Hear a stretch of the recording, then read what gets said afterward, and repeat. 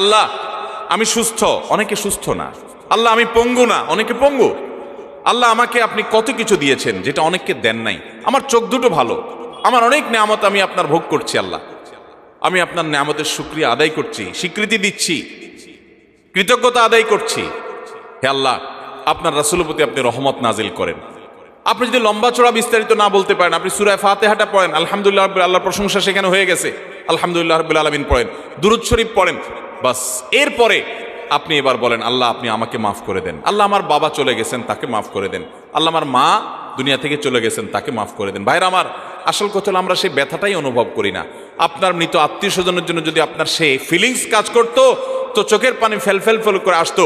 আপনি যদি আল্লাহর কাছে কোনো কিছু মায়ের পেঁচ দিয়া, অর্থাৎ সুন্দর করে সাজায়া গোছায়া বলতে নাও পারেন, আপনি নিশ্চিত থাকেন শুধু চোখের পানিটা যদি আপনি ফেলেন, চোখের পানিও আসে না, শুধু কান্নার ভান করে আপনি যদি আল্লাহর দিকে হাত